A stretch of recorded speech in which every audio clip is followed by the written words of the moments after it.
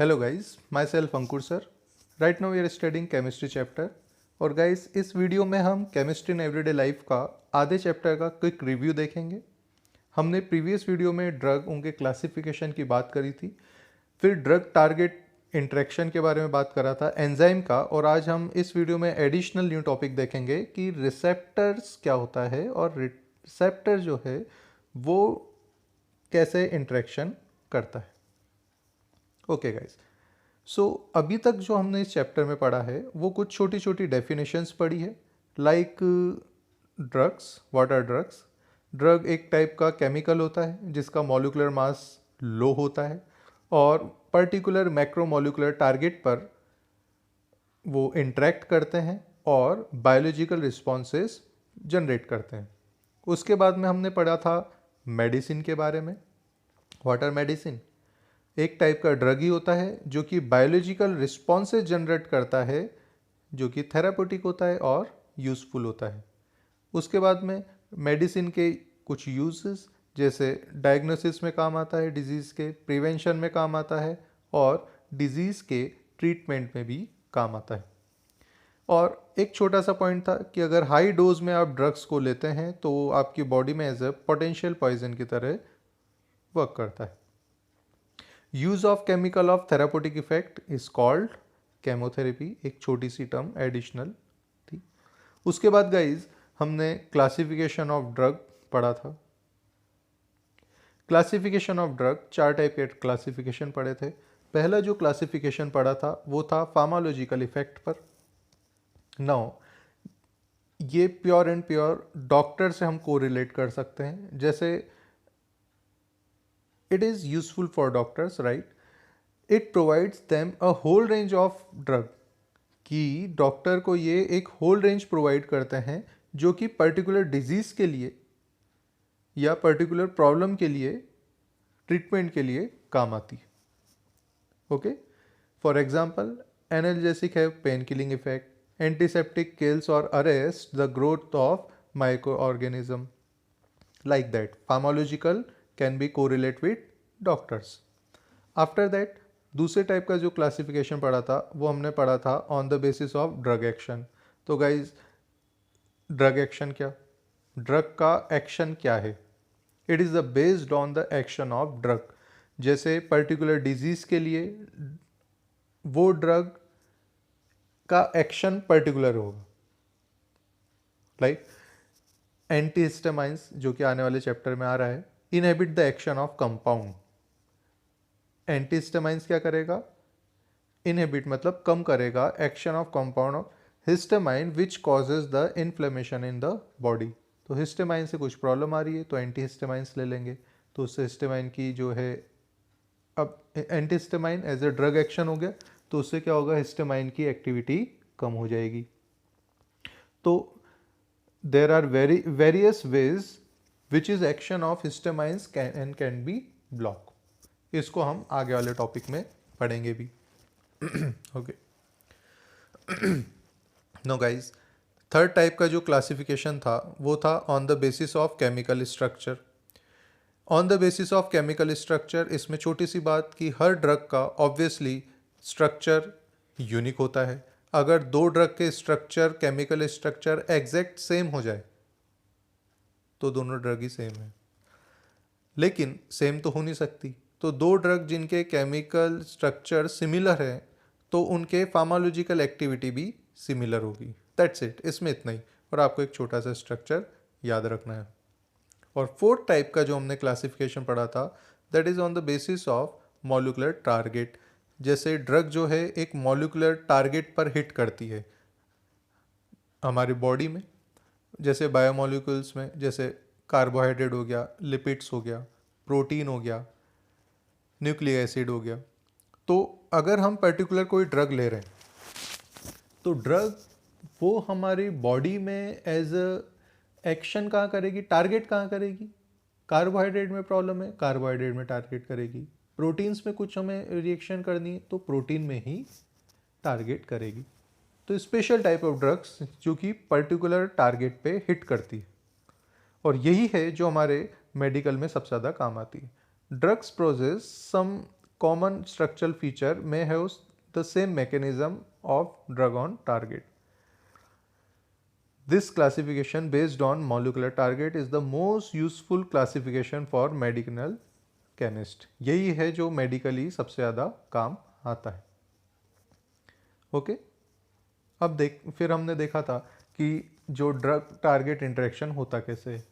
तो जब ये टॉपिक चालू हुआ था तो उससे पहले हमने छोटी छोटी टर्म्स कुछ पढ़ी थी, जैसे अबाउट एंजाइम, कि एंजाइम क्या होता है. तो भाई एंजाइम एज अ कैटलिस्ट होता है जो कि रिस्पॉन्सिबल होता है बायोलॉजिकल कैटलिस्ट होता है जो कि रिस्पॉन्सिबल होता है बायोलॉजिकल रिएक्शन करने के, दैट आर एंजाइम्स. उसके बाद में रिसेप्टर पढ़ा था. रिसेप्टर ही आज हम जो टॉपिक है वीडियो में, आज इस वीडियो में नया टॉपिक रिसेप्टर ही पढ़ेंगे. The receptor is only responsible और we can say that crucial, where are crucial to communication system in the body, जो कि हमारी बॉडी में कम्युनिकेशन सिस्टम के लिए काम आता है, उन्हें रिसेप्टर बोलते हैं. Again repeating, what are receptor? Which are crucial to communication system in the body. Okay, उसके बाद में जैसे जस्ट सिंपल सा देखा था कि न्यूक्लिक एसिड है coded genetic information of the cell, कि न्यूक्लिक एसिड क्या होता है, DNA RNA and all. Lipids and carbohydrate are structural parts of the cell membrane. Okay, so इसी चीज़ को आगे बढ़ाते हुए ड्रग टारगेट हम देखेंगे.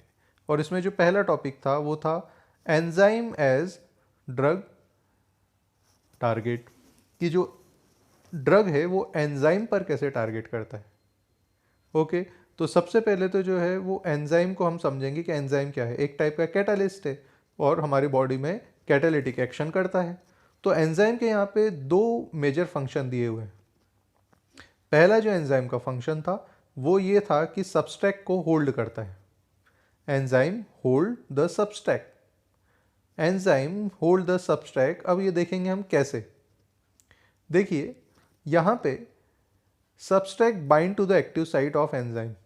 ये एंजाइम हमने माना ब्लू कलर का, और येलो साइट जो है ये एक एंजाइम की एक्टिव साइट है, और यहीं पे ही सबस्ट्रैट जो है वो इंट्रैक्शन या रिएक्शन करेगा. और देखिए यहाँ पे इस टाइप से पहली फंक्शनलिटी समझ आती है, that is enzyme holding substrate.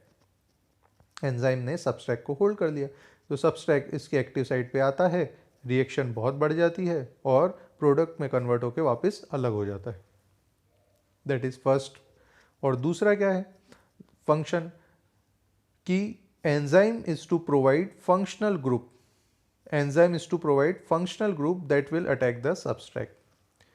मतलब जो सबस्ट्रैट पर अटैक करता है उसको एंजाइम जो है फंक्शनल ग्रुप प्रोवाइड करवाता है. एंजाइम के दो मेजर फंक्शन, पहला होल्ड सबस्ट्रैट, दूसरा provide functional group that will attack on the substrate. Okay, उसके बाद में हमने समझा था कि एंजाइम जो है, एंजाइम और ड्रग इंटरेक्ट कैसे करते हैं. तो उससे पहले सबसे पहले हमने डेफिनेशन पढ़ी थी एंजाइम इनहिबिटर की. ऐसे टाइप का ड्रग जो कि एंजाइम की कैटालिटिक एक्टिविटी को इनहिबिट करता है, कम करता है. ऐसा ड्रग जो कि एंजाइम की एक्टिविटी को कम करता है उसे बोलते हैं हम enzyme inhibitors. It's pretty much simple only. आपको ये याद रखना है कि छोटी छोटी डेफिनेशन एंजाइम इनहिबिटर किसे बोलते हैं. अब गाइज मैं पहले ही बोल चुका हूँ, इस चैप्टर में छोटे छोटी डेफिनेशंस इंपॉर्टेंट है और कुछ ऐसे टॉपिक जो कि थोड़ी डिटेल में पूछे जा सकते हैं. इट डिपेंड्स ऑन एग्जामिनर, और यही वो पहला टॉपिक है जो डिटेल में पूछा जा सकता है कि हाउ ड्रग एंजाइम इंट्रैक्शन अकर और how drug interact with enzymes. Okay, तो अभी तक तो हमने एंजाइम पढ़ा, एंजाइम की फंक्शनैलिटी पढ़ी, और ये पढ़ा कि एंजाइम इनहिबिटर क्या होते हैं. ऐसे टाइप के ड्रग ही होते हैं जो कि एंजाइम की एक्टिविटी को कम कर देते हैं. अब कैसे कम करते हैं, तो भाई दो टाइप से कम करते हैं. पहला तो जो टर्म हमें याद रखना है वो याद रखना है हमें कॉम्पिटिटिव इनहिबिटर्स की टर्म में. एक टाइप का कंपटीशन चलता है. एंजाइम की जो एक्टिव साइट होती है एंजाइम की एक्टिव साइट पर सबस्ट्रैक आने वाला रहता है, लेकिन सबस्ट्रैक के कंपटीशन में करके कौन आ जाता है? ड्रग आ जाता है। और ड्रग आएगा तो सबस्ट्रैक की जगह कौन आ जाएगा? ड्रग आ जाएगा। तो हमारी बॉडी में अल्टीमेटली हो क्या रहा था? लेट से कुछ रिएक्शन चल रही थी और सबस्ट्रैक एंजाइम्स के साथ रिएक्शन करके प्रोडक्ट में कन्वर्ट हो रहा था, जिसकी वजह से हमारी बॉडी में प्रॉब्लम जनरेट हो रही थी। अब क्या होगा? वो सबस्ट्रैक रिएक्शन ही नहीं कर पाएगा। क्यों? क्योंकि वो एंजाइम से कनेक्ट नहीं हो पाएगा। एंजाइम से कनेक्ट नहीं हो पाएगा तो रिएक्शन नहीं होगी, क्योंकि एंजाइम की एक्टिव साइट पर कौन आ गया? ड्रग आ गया। ओके, तो पहला, drug block the active site of enzyme. ये काइंड ऑफ कंपटीशन चला तो उसे बोलेंगे कॉम्पिटिटिव इनहिबिटर्स। ओके, पहला तरीका जिसमें आपको वर्ड याद रखना है, कॉम्पिटिटिव इनहिबिटर। दूसरा तरीका है जिसमें आपको पहले मैं बता देता हूँ कि एलोस्टेरिक साइट वर्ड याद रखना है। अब जरूरी नहीं कि ड्रग जो है एक्टिव साइट पर ही रिएक्शन करे ना, ड्रग एंजाइम की और भी अदर साइड होती है। तो अदर साइड पे क्या होता है? अगर कनेक्ट हो जाता है ड्रग, अदर साइड को क्या बोलेंगे हम? Allosteric site. तो एलोस्टेरिक साइट पर अगर इनहिबिटर जो कि एक्टिविटी को कम करता हो वो कनेक्ट हो जाता है, तो इसकी जो एक्टिव साइट होती है उसका शेप चेंज हो जाता है। देखिए, ये अलग शेप है, ये अलग शेप है। अब जो सबस्ट्रैक है शेप सिलेक्टिव होता है एंजाइम का, तो सबस्ट्रैक जो इसमें रिएक्शन कर सकता है वो ऐसे शेप में नहीं आ सकता। ओके, तो यहाँ पे देखिए शेप चेंज हो गई, right? When the shape of active site gets change of enzyme, enzyme की एक्टिव साइट की शेप कब चेंज होती? व्हेन इनहिबिटर कनेक्ट और bind on allosteric site. Okay, तो उसकी वजह से क्या होगा? सबस्ट्रैक इंटरेक्ट ही नहीं कर पाएगा एंजाइम से और अल्टीमेटली क्या होगा? राइट, रिएक्शन नहीं होगी और इस हिसाब से ड्रग इंटरेक्शन करता है। ओके, अब जो ये वाला टॉपिक है वो हमने प्रीवियस वीडियो में नहीं पढ़ा था, तो आज हम देख लेते हैं। ओके, सॉरी, देखिए इसमें सबसे पहले हम देखेंगे कि receptor as a drug target क्या होता है। Receptor, drug target. तो first of all receptor terms को हम जानते हैं। रिसेप्टर टर्म हमने प्रीवियसली भी पढ़ी थी कि रिसेप्टर एक टाइप के प्रोटीन होते हैं। Receptor are protein that crucial to bodies communication system या body communication process. Okay, receptor क्या होते हैं? बॉडी कम्युनिकेशन प्रोसेस में एक टाइप के प्रोटीन होते हैं। And majority of this are embedded in the cell membrane. Cell membrane में होते हैं। अब इसको समझने के लिए यहाँ हम समझते हैं व्हाट इज सेल मेम्ब्रेन। देखिए, ये हमारा सेल मेम्ब्रेन है।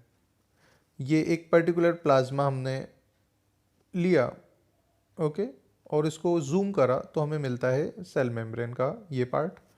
सेल मेम्ब्रेन के ये तो इंटीरियर पार्ट हो गया और इसके अंदर सेल है जिसको हमें अभी कुछ छूना नहीं है, सोचना नहीं है।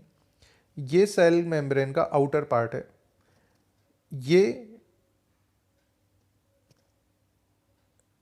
राइट, ये हमारा रिसेप्टर है और रिसेप्टर का देखिए ये आउटर पार्ट से बाहर की तरफ पार्ट भी निकला हुआ है। ओके, जो एक यहाँ पे ऐसा शेप है और ऐसा शेप जो है वो है बाइंडिंग साइट ऑफ रिसेप्टर, जहाँ पे रिसेप्टर आके मतलब रिसेप्टर का जो बाइंडिंग साइट है जहाँ पे जुड़ेगा, मैसेंजर आएगा, जो भी वो आगे वाली टर्म में हम पढ़ेंगे। Okay, so again coming little bit back, receptor proteins are embedded in the cell. Receptor proteins are embedded in the cell. Receptor proteins are embedded in the cell in such a way that their small part possessing active site projects out of the surface. Receptor cell membrane से कुछ इस type से connect होते हैं कि उनका कुछ small part active site से बाहर आ जाता है। ओके, ये बाइंडिंग साइट का थोड़ा पार्ट बाहर आ गया। ओके, अब इन the body message between two neurons और मसल्स और न्यूरॉन। अब देखिए एक छोटी सी नई टर्म आ रही है जिसे हम बोलेंगे केमिकल मैसेंजर। केमिकल मैसेंजर क्या होता है? जो कि कम्युनिकेट करता है। अब इसको थोड़ा सा समझेंगे। Chemical messenger, chemical plus messenger. Chemically जो मैसेंजर देखिए, आप खुद एक वीडियो देख रहे हैं और वीडियो में आज के टाइम पे हमें पता है कि मैसेंजर टर्म क्या होते हैं। सोशल मीडिया के थ्रू हम ऑलरेडी कई टाइप से कम्युनिकेट करते हैं। तो मैसेंजर वो होता है जो कि एक एंड से दूसरे एंड तक मैसेज को पहुंचाता है, दैट इज मैसेंजर। तो न्यूरॉन से न्यूरॉन, दो न्यूरॉन के बीच में या न्यूरॉन से मसल के बीच में जो कम्युनिकेशन करता है उसे हम बोलते हैं, केमिकली जो कम्युनिकेशन करता है उसे हम बोलते हैं केमिकल मैसेंजर। ओके, और वही है जो हमारी बाइंडिंग साइट के रिसेप्टर के बाइंडिंग साइट पे आएगा। अब रिसेप्टर के बाइंडिंग साइट पे जब हमने सेल मेम्ब्रेन पढ़ा था और रिसेप्टर फिक्स देखा था, तो देखिए यहाँ पे थोड़ा सा पार्ट बाहर निकल रहा था, वही है जो जहाँ पे केमिकल मैसेंजर आएगा। ओके, अब देखिए हुआ क्या, यहाँ समझते हैं। ये बाइंडिंग साइट जो कि सेल मेम्ब्रेन के थोड़ी सी बाहर की तरफ निकला है। केमिकल मैसेंजर एक्चुअली हम ये चाहते हैं कि हमारे सेल में एंटर ना करे। ओके, तो होगा क्या, जो हमने ये रिसेप्टर लगा दिया, सेल में रिसेप्टर आ गया, सेल में रिसेप्टर आ गया तो केमिकल मैसेंजर इस बाइंडिंग साइट पे कनेक्ट हो जाएगा। अब यहाँ ध्यान ऐसे रखना है कि बाइंडिंग साइट का पहले ए में शेप ऐसा था, फिर बी में जब केमिकल मैसेंजर मैसेज पास कर रहा था तो बाइंडिंग साइट का शेप चेंज हो गया, और जब मैसेज देके गया तो वापस शेप जो है वो रीगेन हो गया। वही चीज़ देखनी है, ए में देखेंगे केमिकल मैसेंजर आया, receptor receiving a chemical messenger, this is receptor purple colour. Chemical messenger आया, केमिकल में बी में केमिकल मैसेंजर ने अपना मैसेज दिया और ये मैसेज हमारी जो सेल में है वो चले गया। ओके, सेल में मैसेंजर गया, सेल मैसेंजर का काम खत्म, वापस वो चले जाता है। Okay, so receptor regains structure after removal of chemical messenger. There are large number of different receptor in the body. हमारी बॉडी में डिफरेंट टाइप के रिसेप्टर होते हैं और उन पर्टिकुलर रिसेप्टर के लिए डिफरेंट टाइप के केमिकल मैसेंजर होते हैं। ओके, क्यों? क्योंकि केमिकल मैसेंजर रिसेप्टर पर पर्टिकुलर शेप पे तो जुड़ते हैं। अब ऐसा किसी का शेप हो और ऐसा केमिकल मैसेंजर आए तो वो इस शेप में नहीं जुड़ सकता। ये चीज़ आपको थोड़ी सी ध्यान रखनी।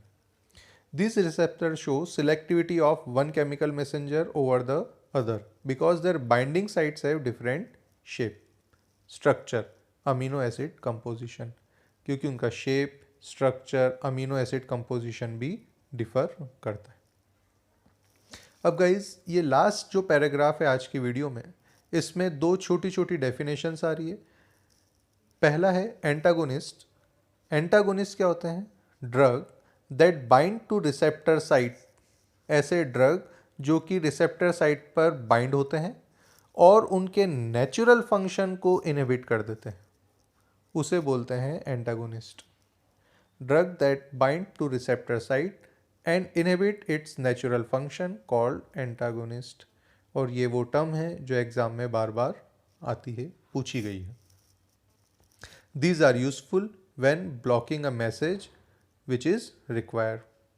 और एक और टाइप का ड्रग होता है that mimic the natural messenger by switching the receptor is called agonist. पहले में क्या हुआ? पहले में रिसेप्टर साइट पर ऐसा ड्रग बाइंड हुआ और उसके नेचुरल फंक्शन को इनहिबिट करा, दैट इज एंटागोनिस्ट। और जो switching on the receptor, natural messenger by switching on the receptor called antagonist. These are useful when there is a lack of natural chemical messenger। ये जब use होते हैं जब natural chemical messenger, when there is a lack of natural chemical messenger। Okay, so guys इस video में अभी इतना ही। नेक्स्ट वीडियो में हम देखेंगे some therapeutic action of different classes of drugs. आज के लिए इस वीडियो को जस्ट गो थ्रू करना है, रिकॉल करना है गाइज। ओके, और अगर आप NCERT इस टाइप से फॉलो करते हैं तो जस्ट सबसे पहले इनकी छोटी छोटी टर्म्स को आप एक कॉपी में लिखिए, then just recall them, what are these terms like antagonist और like competitive inhibitors and all this. Okay, so guys आज के लिए इतना ही। ऑल द बेस्ट, मिलते हैं नेक्स्ट वीडियो में।